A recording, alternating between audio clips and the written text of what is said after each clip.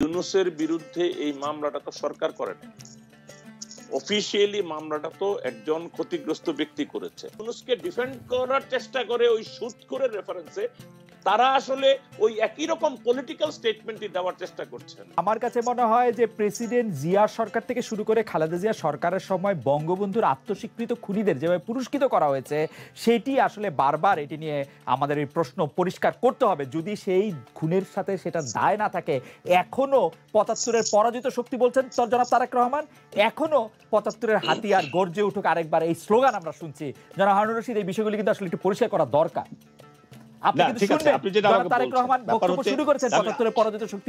আমি শুনেছি বিষয়টা হচ্ছে, দেখেন, জিয়া রহমানকে আপনি অভিযুক্ত করছেন, এরশাদ ৯ বছর ক্ষমতায় ছিল, ফ্রিডম পার্টি কার সময় আপনার পুরস্কৃত করেছেন, তারা সবাই পুরস্কৃত করেছেন। জি, তো আজকে জিয়া রহমানকে শুধু আপনি দোষারোপ করছেন কেন?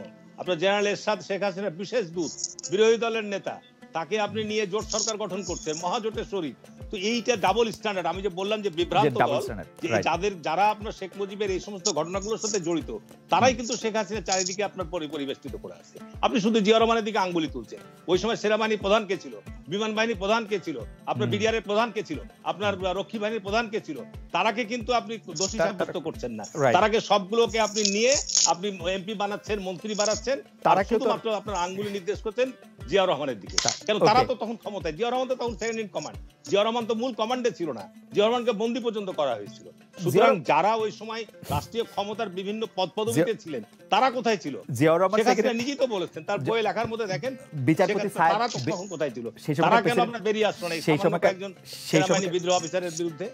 সেই সময়কার প্রেসিডেন্ট বিচারপতি সায়েমের একটা বই আছে, সেই বইয়ের মধ্যে আসলে জিয়া রহমান যে প্রকৃতপক্ষে ক্ষমতায় ছিলেন সেই সম্পর্কে তিনি বিস্তারিত বলেছেন। যাই হোক, জনাব হারুন রশিদ, আপনি আপনার পয়েন্ট একদম স্পষ্ট করেছেন। দর্শকরা বলছেন জনাব হারুন রশিদ স্পেসিফিক কিছু প্রশ্ন জনাব নাইমুল ইসলাম খানের কাছে করেছেন এবং বলেছেন জনাব নাইমুল ইসলাম খানের বক্তব্য এবং আওয়ামী লীগের বক্তব্য এক। আমি আমার নতুন প্রশ্ন না করে জনাব নাইমুল ইসলাম খানের রেসপন্ড এই সম্পর্কে একটু শুনতে চাচ্ছি।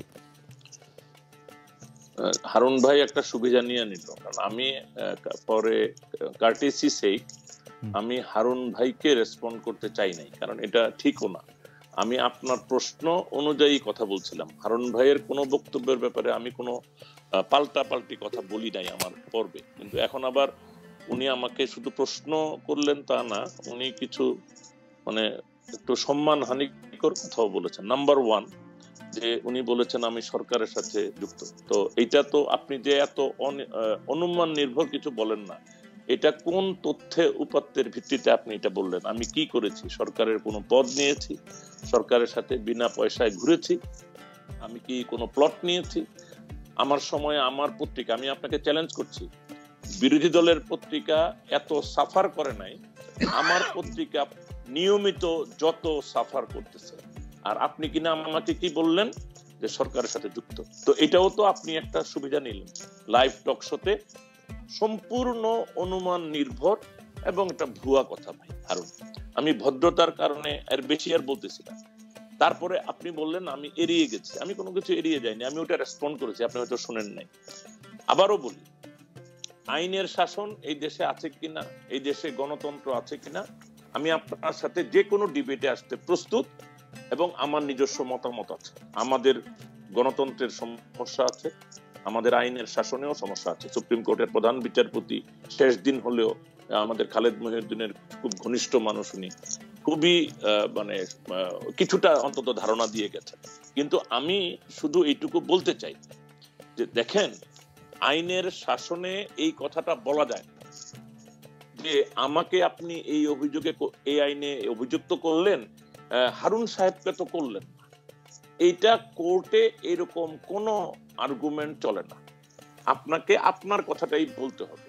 আমি সেইটাই বলছি যে আইনের শাসনের আমাদের এখানে যাত্রা শুরু হয়েছে। আমেরিকাতে এই মুহূর্তে সবাই বলছে এই খালেদ মহিউদ্দিনের যে সার্ভে, এটা কিন্তু কারেক্ট। নাইমুল ভাই, আমি এক মিনিট, আপনার আলোচনা জন্য সুবিধা হবে। নাইমুল ভাই, এক মিনিট, আপনি পরে বলেন, আমি এখন আর আপনাকে নিয়ে বলছি না, আপনাকে নিয়ে যেটা বলার বলে ফেলছি, আপনার সময় আপনি বলেন, আমি ধৈর্য রাখছি। আমি শুধু বলছি যে এই যে মানে কোর্টে একজন রাষ্ট্রপতিকে বিচারে আনা, একজন প্রধানমন্ত্রীকে বিচারে আনা, এগুলি কিন্তু আমাদের আইনের শাসনের ইতিহাসে বড় বড় মাইল ফলক হবে। আপনি আমি যেটাই মনে করি না কেন, আমি বলছি আমেরিকাতে এই মুহূর্তে ট্রাম্পের যে বিচারটা হচ্ছে, এটা ওই খালেদ মহিউদ্দিনের সার্ভের মতো আমেরিকারও খুব লেজিটিমেট সার্ভে বলছে এটা রাজনৈতিক উদ্দেশ্যে করা হচ্ছে, কিন্তু এটা আমেরিকাতে হচ্ছে। কিন্তু তাকে কিন্তু আমেরিকার ইতিহাসে প্রথম 20 মিনিট জেলে থাকতে হয়েছে। আমরা নিজেরা যখন আরেকটু ইয়াঙ্গার, তখন আল গোরের রাষ্ট্রপতি কেন হইতে পারলেন না, এটা কিন্তু 100% জাজমেন্ট হয়েছিল পার্টি লাইনে। রিপাবলিকানরা তখন মেজরিটি ছিল, ইনক্লুডিং দি চিফ জাস্টিস, আর ওনারা ছিলেন 3 জন। এই জন্য আমরা সবাই জানতাম রায়টা হবে পার্টি লাইনে, এবং আমরা দেখলামও রায়টা হইলো পার্টি লাইনে। কিছুদিন আগে আমাদের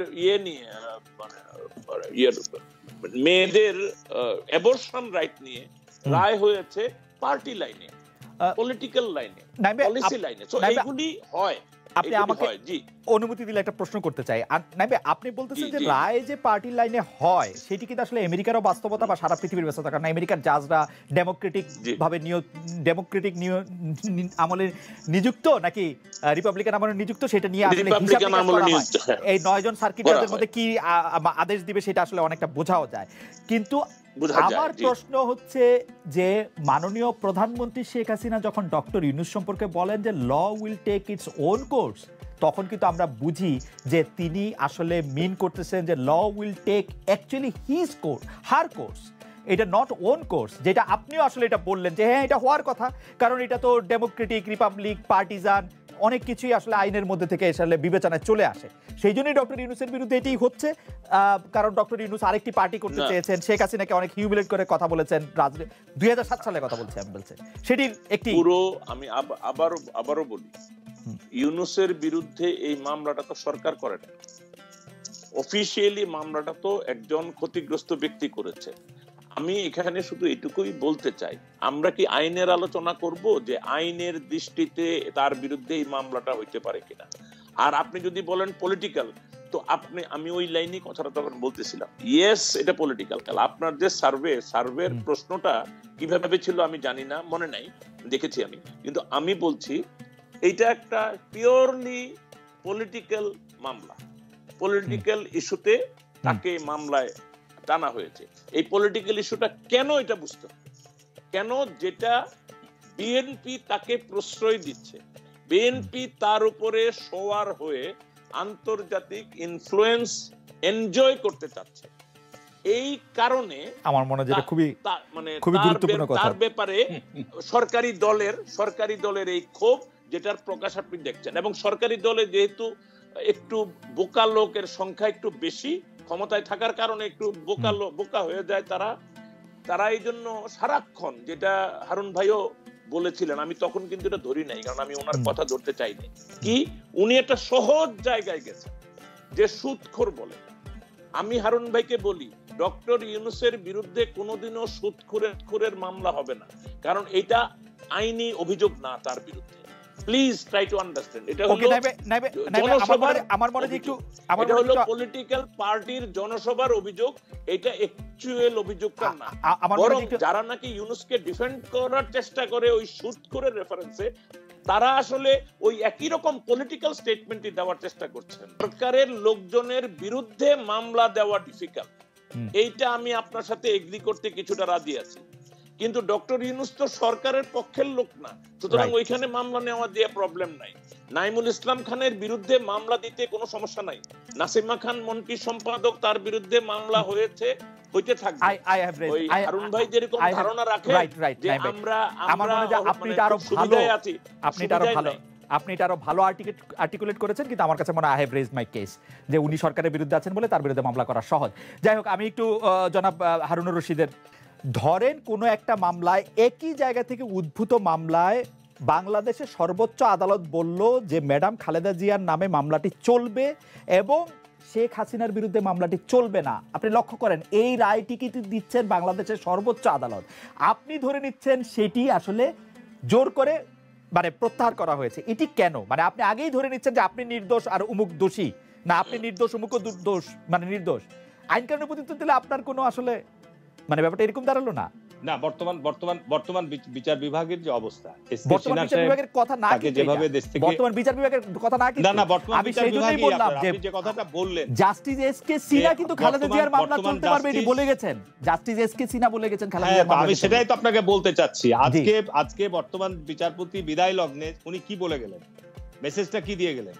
আজকে আপনার এসকে সিনহাকে যখন দেশ থেকে বিতাড়িত করে দেওয়া হলো, তখন উনি বাইরে গিয়ে যে মন্তব্যগুলো করেছেন, তাতে কি আপনার কাছে মনে হয় না যে বাংলাদেশের উচ্চ আদালত থেকে সরকারের নির্দেশের বাইরে সেখানে কোনো কার্যক্রম পরিচালিত হয় না?